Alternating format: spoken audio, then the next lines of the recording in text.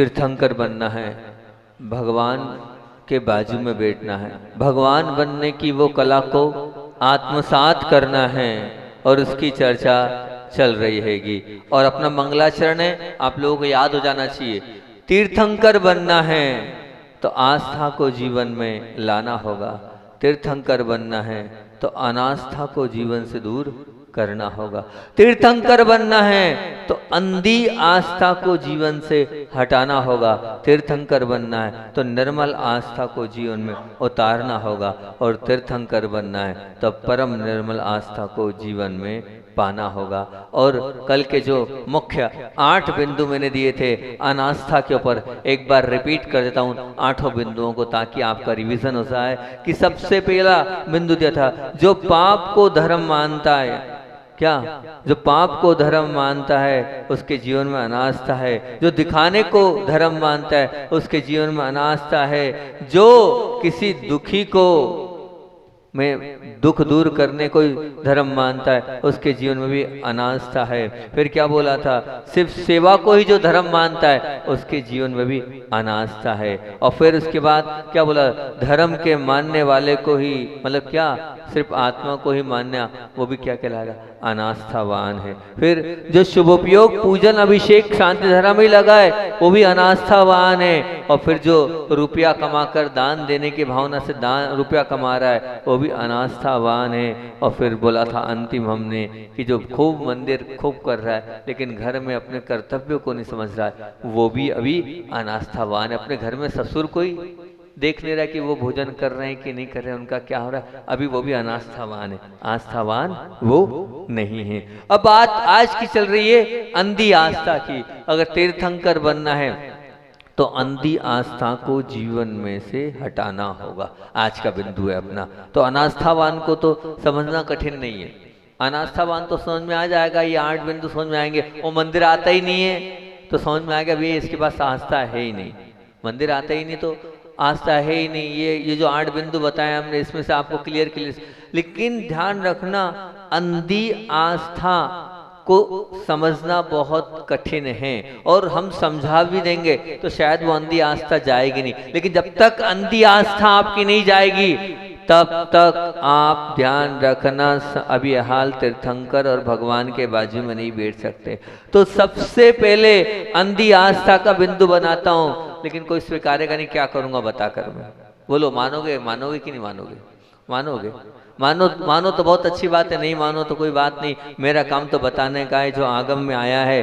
सबसे पहला बिंदु, अगर आप वास्तविकता में सम्यक दृष्टि बनना चाहते, भगवान बनना चाहते हैं, तो जो जो भगवान से मुझे भगवान देते हैं ये अंधी आस्था है। भगवान मुझे दे रहे हैं और भगवान से मांगना ये क्या है? अंधी आस्था है। भगवान से आप व्यापार कर रहे हो, भगवान की शांति धारा आप क्या कर रहे हो, मैं इसलिए शांति धारा कर रहा हूं कि ये हो जाए, नहीं, तो ये क्या है? अंधी आस्था है। हमें परमात्मा से क्या मांगना चाहिए, ये एक बहुत महत्वपूर्ण प्रश्न है। हम आपसे पूछते हैं, जिसके पास जो होता है वही तो देगा ना, ये तो स्पष्ट है ना। सूर्य से कहो कि मुझे नौकरी लगवा दे, तो क्या वो नौकरी सूर्य लगवा पाएगा क्या? सूर्य प्रकाश तो दे सकता है, सूर्य प्रकाश तो दे सकता है, पर आपकी नौकरी नहीं लगवा सकता। उसी प्रकार परमात्मा से भी आप क्या करते हो, वहां जाकर बोलते हो हमें नौकरी लगवा दो, हमारे बच्चे हो जाएं, हम स्वस्थ हो जाएं, हमारी शादी हो जाए, हमारी दुकान अच्छी चले, हम पास हो जाएं, हमें पैसे हमारे रुक गए वो मिल जाए। ये सब अनेक बातें आप भगवान के पास जाकर कर रहे हो, ये अंधी आस्था है। भैया भगवान स्वयं ही जब सब छोड़कर बैठे हैं, वो खुद वीतरागी हैं, तो आपको वो क्या देंगे? कैसी उल्टी उल्टी बात कर रहे हो? अरे परमात्मा तो अनंत सुख के भंडार है, अनंत ज्ञान के भंडार है, अनंत वीर के भंडार है, अनंत करुणा के भंडार है, और फिर उनसे वही मांगो ना जो उनके पास है, उसी से तो आपको अनुपूरित होना चाहिए। लेकिन आप क्या मांग रहे हो, विचार करना। बिल्कुल आप गलत चीज मांग रहे हो, भगवान से हमें नहीं मांगना तो चाहिए ही नहीं, और मांगने की बात तो करना ही नहीं हमें। और मांगना भी तो क्या मांगना, उसकी भी आपसे बात करता हूँ। जैसे मान लो वो सूर्य है, सूर्य क्या करता है, जब आप अस्वस्थ हो जाते हो तो आचार्य श्री हमेशा सूर्य का त्राटक करते थे प्रतिदिन सुबह। विहार भी होता था तो सूर्य को वो आचार्य श्री कहते कि सूर्य से वो वरगणाएं आती है जिससे आप चाहें तो भोजन की आवश्यकता नहीं है, आप बिना भोजन के अपना काम चला सकते हो सिर्फ सूर्य को देखकर। तो बाल सूर्य को गुरुदेव प्रतिदिन देखते थे, वो ऊर्जावान बनाते थे। इसी प्रकार परमात्मा हमारी आत्मा के सेल्स ठीक करता है, हमारे अंदर के द्वेष को, हमारे अंदर के राग को, हमारे अंदर के मोह को, हमारे अंदर के क्रोध को, हमारे अंदर के और भी अनेक विकारों को, अनेक प्रकार के लोभ आदि जो दुर्भावनाएं, उनको दूर करने में, उन विकारों को समाप्त करने में परमात्मा है। न कि परमात्मा से कुछ मांगना है। नहीं कि क्या करते हैं भैया, हम तो जाते हैं और मांग लेते हैं। हमारा ध्यान रखना, परमात्मा हमारे कार्मिक अकाउंट में, हमारे कर्म के लोखे जोखे में कुछ नहीं कर सकता है और न ही करने की ताकत रखता है। परमात्मा आपके कार्मिक अकाउंट को नहीं। मैं हमेशा एक ही बात बोलता हूँ, कर्म कैसा है, वो कर्णरूपी रेस्टोरेंट ऐसा है जैसे आप होटल पर जाते हो, जो बुक करते हो ना वही वेटर आपको ला के देता है। इसी प्रकार कर्म का लेखा जोखा भी ऐसा ही है, जो आपने किया है वो आपको भोगना पड़ेगा, वही आपको आएगा जो आपने टिक मारा है ना। आपने काजू करी मारी है तो काजू करी मिलेगी, मलाई कोफ्ता नहीं मिलने वाला है ना, दाल फ्राई तो दाल फ्राई ही मिलने वाली। तो ध्यान रखना, इसलिए आपको बहुत अच्छे से विचार करना हम क्या मांगे। फिर क्या करें महाराज जी, क्या मांगे नहीं जरूर हर, तो फिर परमात्मा का क्या कोई इमेज ही नहीं है, परमात्मा कुछ नहीं करता है क्या है। बहुत अच्छी बात है। आई हुई परिस्थिति में स्थिर कैसे रहना है, उस परिस्थिति का सामना कैसे करना है, आयु स्थिति का समाधान कैसे मिलेगा, ये सब परमात्मा की भक्ति से अपने आप हमारे पास शक्ति आ जाती है। मांगना नहीं है, मांगना बिल्कुल नहीं है, लेकिन परमात्मा के पास जाएंगे तो वो भक्ति से वो शक्ति अपने आप हमारे अंदर आ जाएगी। क्योंकि जो आ रहा है वो हमारे द्वारा फेंकी गई गेंद ही है। जब हमने ब्लैक पेन फेंकी है तो फिर सफेद आ सकती है क्या, नहीं आएगी। ब्लैक फेंकी है तो वो ब्लैक ही आएगी, काली फेंकी है तो काली आएगी, सफेद नहीं आएगी। हाँ, लेकिन प्रभु से जुड़ने के बाद हमारा वो जो अभाग्य है वो भाग्य में बदल जाएगा, वो पाप है वो पुण्य में बदल जाएगा। इसीलिए हमें क्या करना है, हमें भगवान से मांगना नहीं है। कितनी भी ये ध्यान रखना, अगर कोई मिलता है और आप देखो उसके जीवन में बहुत बड़ी बीमारी है, बहुत बड़ी परेशानी है, बहुत कठिन परिस्थिति से गुजर रहा है, फिर भी उसके चेहरे पर वो मुस्कुराहट है, वो चेहरे पर कोई शिकन नहीं है, तो वो क्या है, क्योंकि वो सच्चा धर्मात्मा है। वो परमात्मा को स्वीकार करता है, परमात्मा को मानता है, सच्ची आस्था है, तो अपने आप को शक्ति उसके अंदर आ जाती है और वो सब कुछ सहन करते चले जाता है। इसलिए किसी ये ध्यान रखना, ये अंधी आस्था है। भगवान से किसी को क्या मांगना है और क्या मांगना चाहिए, ध्यान रखना। भगवान हमारे भाग्य लिखने वाले नहीं है, भाग्य तो हमने हमारे हाथ से हमारा ही लिखना है। हाँ, भगवान से अगर कुछ मांगना है तो हमने 20 बिंदुओं में बोला था आपसे क्या मांगना भगवान से, जो आचार्य श्री जी मांगते थे दिन में 3 बार, वो मैंने बताया था ना। गुरुदेव का वो अंतिम, जब गुरुदेव देव वंदना करते थे तो अंत समय में ऐसी चेहरे पर पूरी देव वंदना और अंत में उनके चेहरे पर जो मुस्कुराहट होती थी, वो ये वाली जो कारिका बोलते थे, आबाल्या जिन देव देव भवता श्री पाद मूले नुना। मतलब क्या, हे भगवान जितना मैंने किया है उसका क्या मिले, क्या हो जाए मेरा अंत में। मांगना हो तो समाधि मरण मांगना, मांगना हो तो मेरे अंदर इन जितने जितने कर्म का उदय है उसकी सामर्थ्य देना, मेरे अंदर समता देना, मेरे अंदर त्याग की शक्ति देना, ये सब मांगना। लेकिन गृहस्थी की कोई चीज मत मांगना। अगर घर गृहस्थी की चीज आप मांगोगे तो मिलने वाली नहीं है, और अगर मांग रहे हो तो ये आपकी अंधी आस्था है। ये अंधी आस्था आपके सम्यक दर्शन को धूमिल कर रही है, भगवान बनने नहीं देगी। लेकिन फिर भी आप मानोगे नहीं और भगवान से मांगोगे तो आप मांगो, पर वो देने वाला नहीं है और ना उससे आपको मिलने वाला। फिर भी महाराज जी हमने देखा है वो मांगी तुंगी के पार्श्वनाथ भगवान के यहाँ बच्चे नहीं होते तो बच्चे हो जाते हैं। फिर आप बोल रहे हो कि भगवान कुछ देता नहीं है, तो मैं बार बार इसको बोलता हूँ ध्यान रखना, भगवान नहीं दे सकता, भगवान वीतरागी, भगवान आपको बच्चे फिर होते क्यों हैं? वो कश्मीर क्यों जाते हैं लोग? वो बड़े बाबा के चरणों में क्यों जाते हैं लोग? क्या होता है कि वो जा रहे हैं? तो ध्यान रखना, वो जा रहे हैं, उनको मिल रहा है, तो उसमें कारण ये है, तीन बातें हैं। एक होता है बंध, एक होता है उदय, एक होती उदीर्णा और एक होता सत्व। कर्मों का बंध आप समझते हैं, उदय भी आप समझते हैं, सत्व जो आपके पास रखा है वो, और उदीर्णा आप नहीं समझ रहे हैं। उदीर्णा मतलब क्या?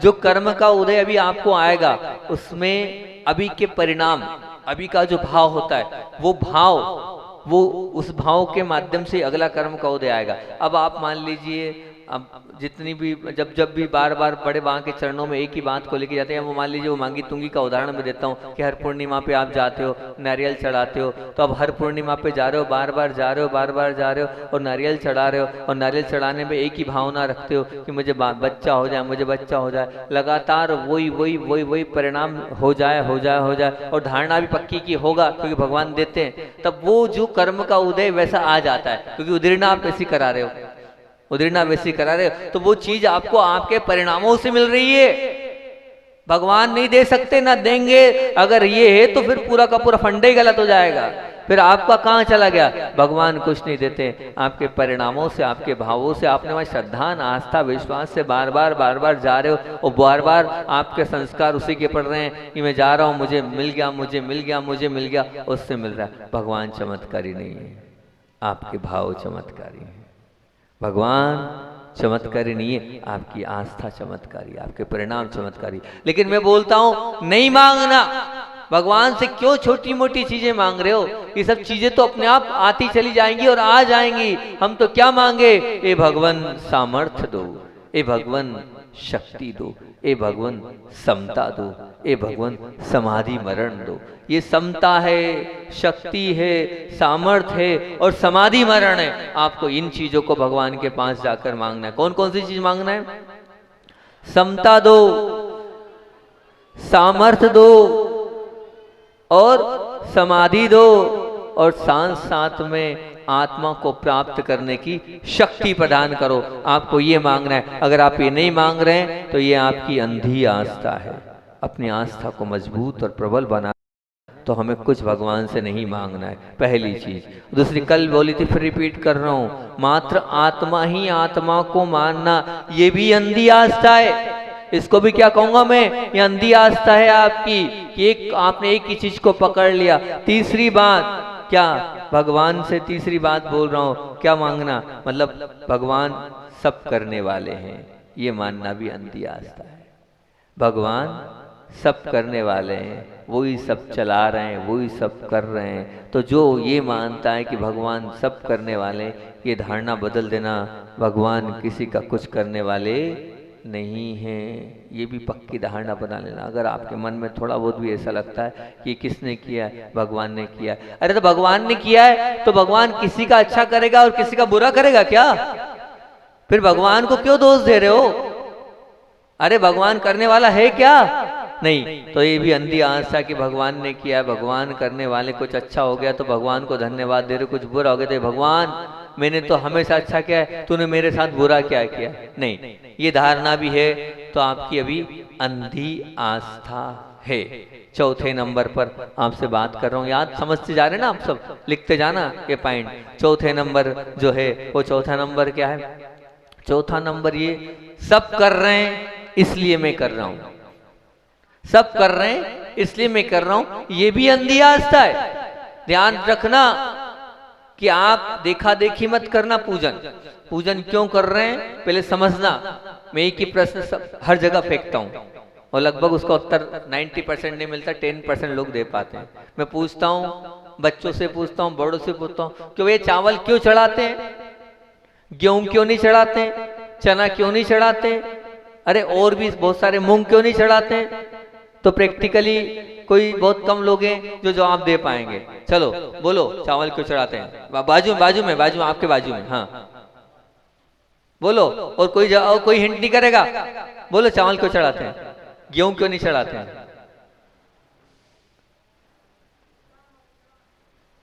अरे अपन गेहूं भी चढ़ा सकते हैं, उड़द भी चढ़ा सकते हैं, मूंग भी चढ़ा सकते हैं, बैठ जाओ बस। अब वो अरे वो तो ठीक है, बाकी अब एक से पूछना था, मैं तो प्रवचन चल रहे हैं, सबसे क्लास थोड़ी चल रही है। 80% लोग भेड़ चाल चल रहे हैं। मेरे दादाजी दादी जी ने कहा है वो चढ़ाते आए इसलिए चावल चढ़ा रहे। सोचो 40 साल 50 साल 60 साल हो गए, मैंने देखता हूँ 60 साल हो गए, लेकिन सिर्फ चावल क्यों चढ़ा रहे हैं यही नहीं पता अभी। अरे ठीक ठीक, चावल क्यों चढ़ा रहे हैं अभी यही नहीं पता, मतलब मूल में ही भूल है, ये अंधी आस्था है। अरे आपका जैन धर्म साइंटिफिक है, कोई भी काम बिना कारण से नहीं है हमारे जैन धर्म में। आप पूछो, हम हर एक चीज का जवाब देंगे कि ऐसा क्यों, तो उसका जवाब है कि गेहूं नहीं चढ़ा रहे हैं, चावल क्यों चढ़ा रहे हैं। तो चावल चढ़ाने का हेतु आगम में स्पष्ट रूप से आया है कि वो जो चावल है, चावल का छिलका उतर जाता है, तो फिर उसको अगर आप बोओगे तो वो उगेगा नहीं। बस भगवान जैसे चावल ने अपना जन्म मरण समाप्त कर दिया है, ऐसे ही मेरा जन्म मरण समाप्त हो जाए, इस भावना से ही चावल आपके चरणों में समर्पित और अर्पित कर रहा हूँ। बस चावल जैसे अक्षय पद की प्राप्ति हो जाए, यही भावना रखता हूँ। बासा वालों, इतने दिन से चावल चढ़ा रहे हो, और जिनको मालूम है जो हाथ उठा रहे थे उनसे भी ये पूछता हूँ, क्या चावल चढ़ाते वक्त ये भाव हुए आपके? क्या चावल चढ़ाते वक्त ये भाव हुए आपके?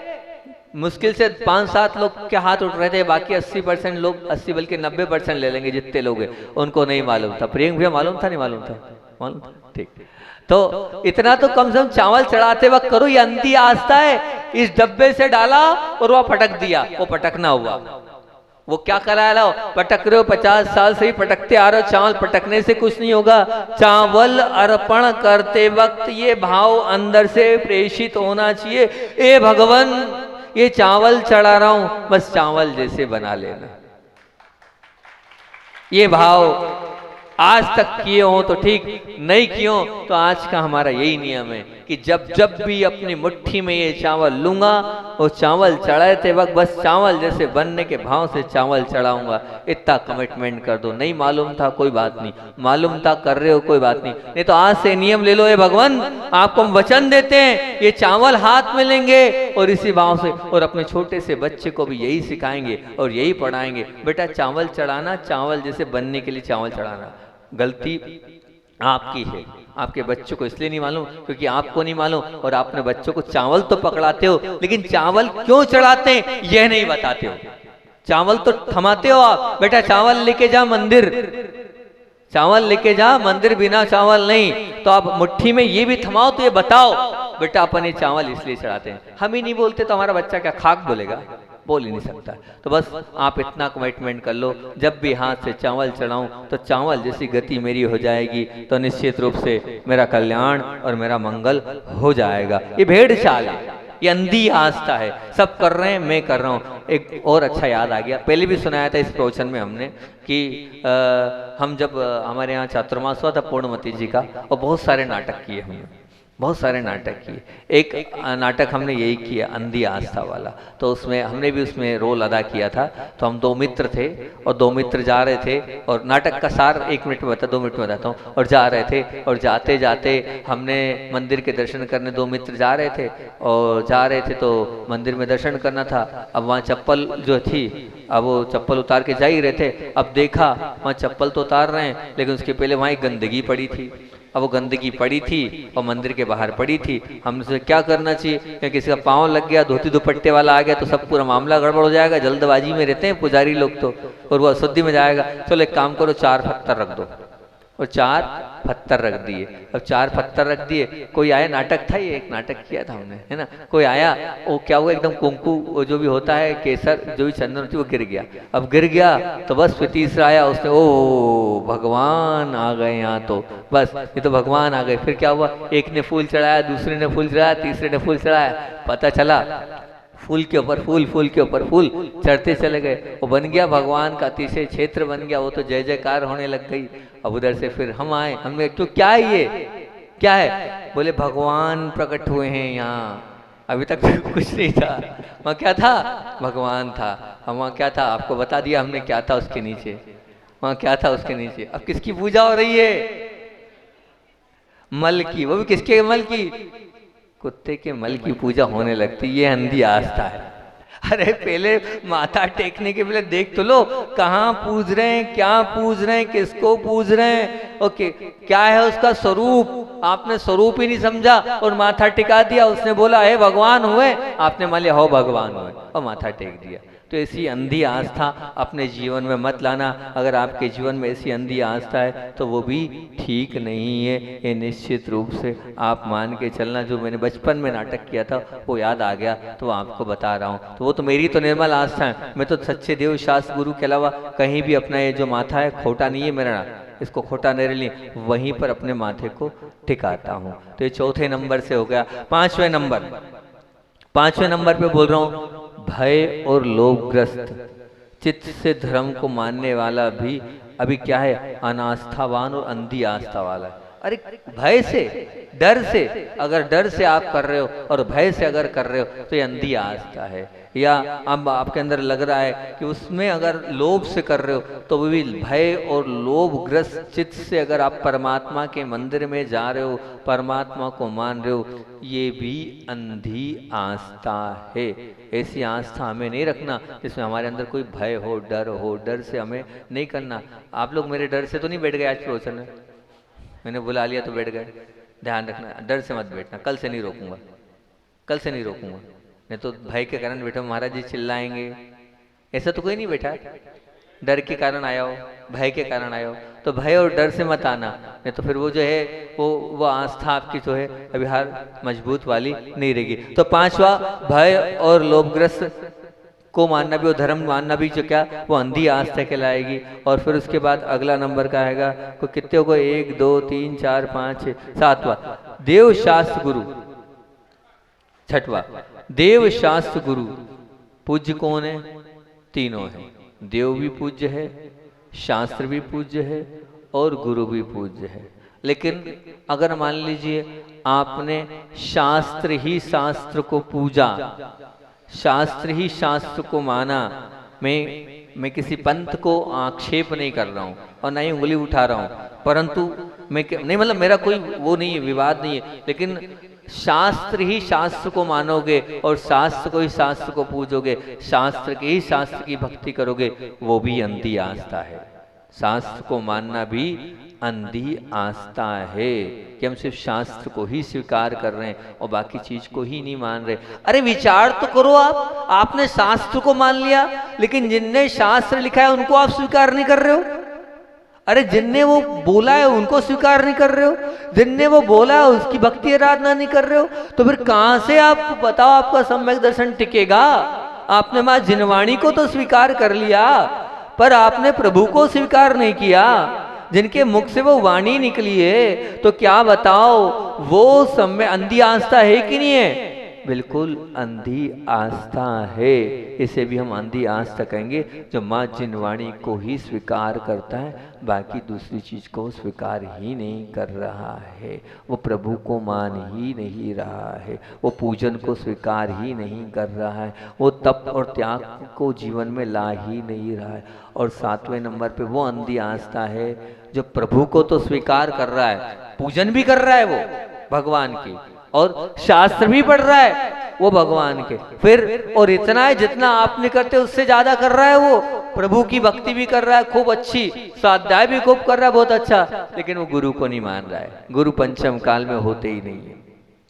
अगर कोई ये बोल रहा है ये भी अंधी आस्था है जो गुरु को ही स्वीकार नहीं कर रहा है। अरे जो रास्ता दिखाने वाले के लिए, मतलब उन्होंने नमो लोवे सब्बु साणम को गौण ही कर दिया कि पंचम काल में नहीं होता, तो वही आगम है जहां लिखा है, उसी आगम में उठाकर देख लो कि पंचम काल के अंत समय में अवधि ज्ञानी मुनिराज होंगे और आरिका होंगे, उसी में लिखा है। और आप अगर साधु को नहीं मानोगे तो वो क्या है? ये भी अंधी आस्था है। मैंने उनको देखा है, आपसे ज्यादा धर्म करते हैं वो, आपसे ज्यादा, मेरे ख्याल से ज्यादा स्वाध्याय, 4-4 घंटे स्वाध्याय करते हैं, लेकिन साधु दिखते हैं तो वो मुंह फेर लेते हैं। क्या है मुझे समझ में नहीं आ रहा, कैसी अंधी आस्था है। आपसे हमसे ज्यादा धर्म, दिन रात 24 घंटे 3-3 बजे से उठ के आत्मा का ध्यान कर रहे हैं, पर गुरु को नहीं मान रहे, वो भी अंधी आस्था वाले हैं।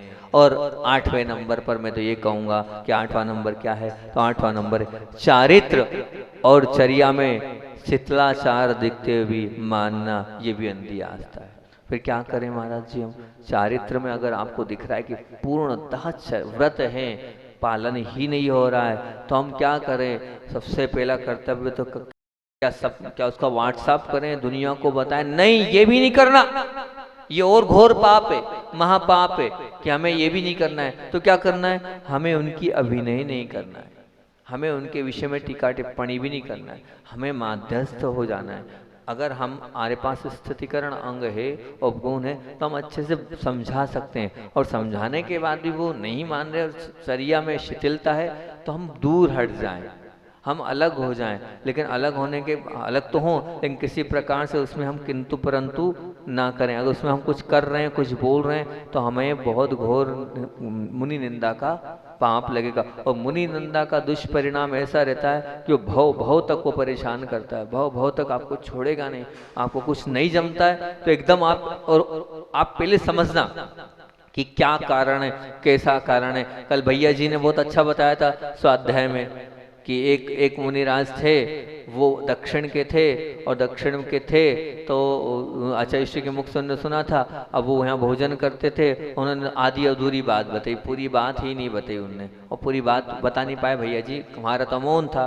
तो वो जो साधक थे, वो एक आहार एक उपवास करने वाले साधक थे, और वो दक्षिण से यहाँ आए थे, पर वो आहार से संबंधित चीज में कुछ बोलते नहीं थे, या उनको कुछ सूट होता नहीं था यहाँ का आहार, और वहाँ ठंडक और यहाँ गर्म। हम महाराष्ट्र क्या है, भर गर्मी में एक आहार को पास किया, एक दिन मुंह नहीं सूखा हमारा नासिक में। एक दिन हम आते अंजनगिरी में, पूरी गर्मी, और उसमें भी हमारा प्रवचन कर रहे हैं, सब कर रहे हैं। ये तो प्रियंक भाई भी आए थे, क्यों प्रियंक भैया?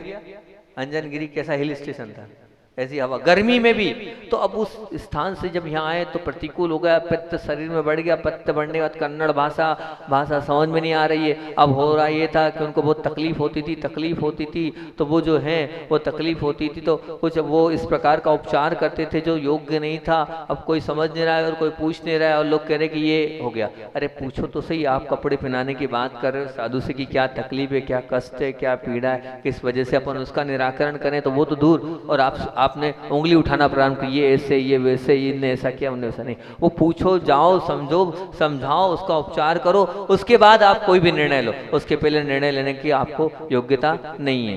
पर एकदम निंदा करना भी पाप है, और सब करने के बाद, सब समझाने के बाद, सब दिख रहा है आपको भैया कि सब ये भी चल रहा है, वो भी चल रहा है, वो भी चल रहा है, सब चल रहा है। अब सब बातें हम नहीं बोलेंगे क्या क्या चल रहा है, उसके बाद भी मानना, तो फिर वो अंधी आस्था है यार, फिर वो गलत आस्था है। खुला दिख रहा है, वो खुला कह रहे कि हम तो रखेंगे सब, तो वो अंधी आस्था, उसको आप अंधी आस्था मानना। तो ये 8 प्रकार से मैंने आपको अंधी आस्था पूरी बता दी है। पर ध्यान रखना, उनसे मध्यस्थ हो जाना, उनकी अभिनय बिल्कुल नहीं करना। पहली कौन सी बताई? मात्र आत्मा ही आत्मा को धर्म मानना। दूसरी बताई भगवान, नहीं पहली मैंने बताई भगवान से मांगना। दूसरी बताई मात्र आत्मा को ही धर्म मानना। तीसरी बताई मैंने कि भगवान सब करने वाले, ये मानना। चौथा मैंने बताया सब कर रहे हैं इसलिए मैं भी कर रहा हूँ, ये भी अंधी आस्था, कुछ भी करने के लिए सोच लें। पांचवा बताया भय और लोभग्रस्त अवस्था से। छठवा बताया मात्र शास्त्र को ही मानना। सातवां बताया मात्र शास्त्र और प्रभु को मानना, गुरु को नहीं मानना। और आठवां बताया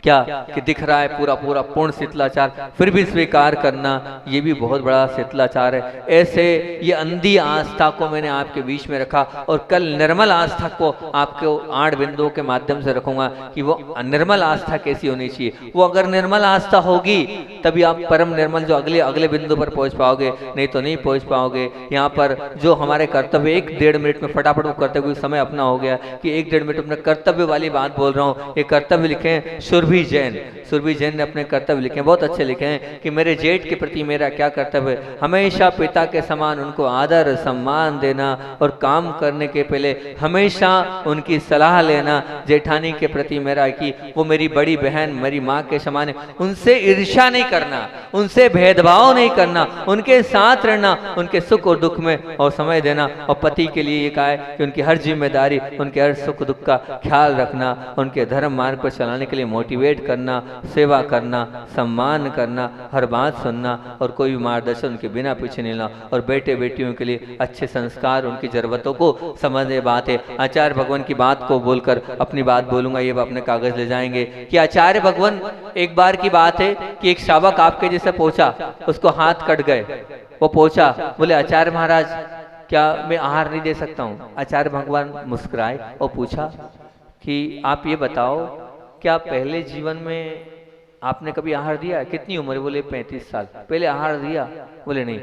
जब पहले हाथ अच्छे थे तब तो आप आहार दे नहीं पाए, और जब आप हाथ चले गए तब आहार देने की बात कर रहे हो, तब कहाँ से होगा? समझो बात को, आपके पास भी इतनी अनुकूलता, इतनी सामर्थ्य है, और सामर्थ्य के बाद भी अगर आज आप आहार नहीं दे पाओगे तो कल कौन सी बीमारी हो जाएगी, कल क्या चला जाएगा, कोई भरोसा नहीं है। आचार्य ने कहा जब पहले नहीं दिया है तो फिर अब देने की क्यों बात करते? बोले आचार्य विद्यासागर जी महामुनि राज की।